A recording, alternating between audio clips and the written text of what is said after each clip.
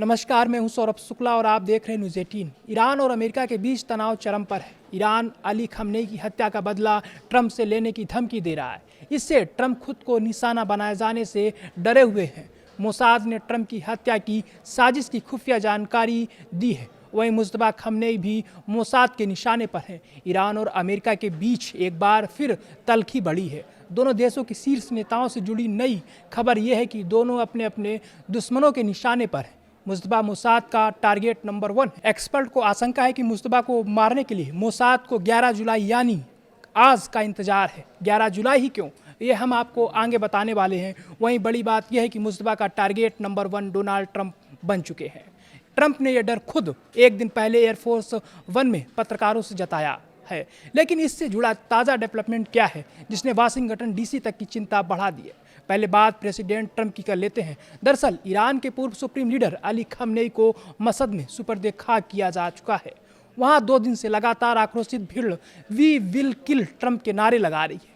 इसी से जुड़े पोस्टर और बैनर सड़कों पर लहराए जा रहे हैं। इन नारों पर ईरानी संसद के स्पीकर का दावा है कि ईरान की जनता अमेरिका इजराइल से अली खamenei की हत्या का बदला लेने के लिए मांग कर रही है। IRGC से जुड़े खत्म अल अनबिया के कमांडर अली अब्दुल्लाही ने ऐलान किया है कि ईरान खamenei की मौत का बदला लेकर रहेगा, आज नहीं तो कल।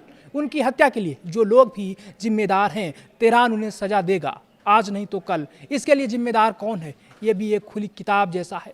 पहले नंबर पर नाम आता है डोनाल्ड ट्रंप का और दूसरे नंबर पर इजराइल के PM बेंजामिन नेतन्याहू का, क्योंकि अमेरिका और इजराइल की संयुक्त बमबारी में ही 28 फरवरी को अली खamenei को उनके घर में मारा गया था। ईरान का कहना है कि वो अपने सुप्रीम लीडर की हत्या को कभी नहीं भूल सकता है, न आज न कल। दुश्मनों को इसकी कीमत चुकानी होगी। लेकिन इस बीच इजराइल की खुफिया एजेंसी मोसाद का क्या दावा सामने आया है, वो भी जान लीजिए। द वॉल स्ट्रीट जर्नल में एक रिपोर्ट छपी है। इस रिपोर्ट के मुताबिक इजराइल ने अमेरिका को बताया है कि उसके पास खुफिया जानकारी है जिसके अनुसार तेहरान ट्रंप की हत्या की नई योजना बना रहा है। इजराइल ने इस संबंध में अमेरिका के साथ सीक्रेट इनपुट्स भी साझा किए हैं। मोसाद ने ये इंटेल गुरुवार को शेयर की है और ट्रंप ने कहा कि वो ईरान के टारगेट नंबर 1 है। उन्हें खुद को निशाना बनाए जाने का डर अमेरिका के सबसे सुरक्षित प्लेन एयरफोर्स 1 में भी लग रहा है, जिसमें सवार होकर अमेरिका राष्ट्रपति जब चाहे तब दुनिया के किसी भी कोने में न्यूक्लियर तबाही ला सकते हैं।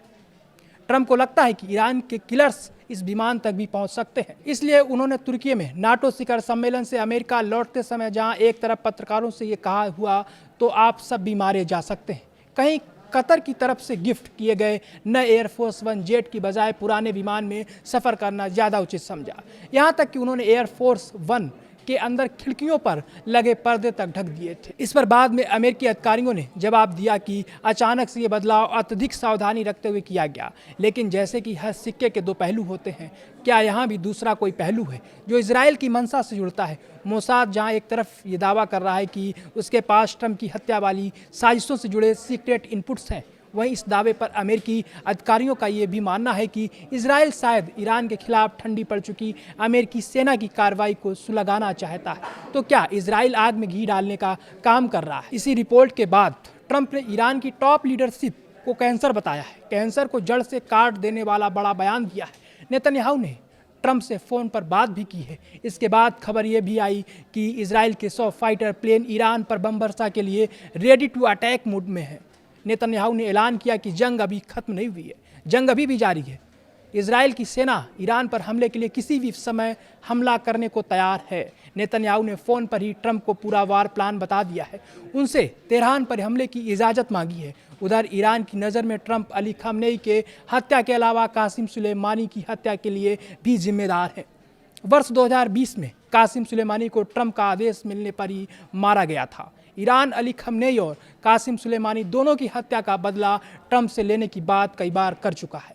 हालांकि सवाल है, क्या इस समय मुज्तबा खamenei को भी हत्या का डर सता रहा है? दरअसल इसकी शुरुआत अली खamenei के सुपर्द खाक कार्यक्रम से होती है, जहां उनके 3 बेटे शामिल हुए, लेकिन चौथे बेटे मुज्तबा खamenei नहीं आए। मुज्तबा इससे पहले अपनी पत्नी की शोक सभा में भी नज़र नहीं आए थे।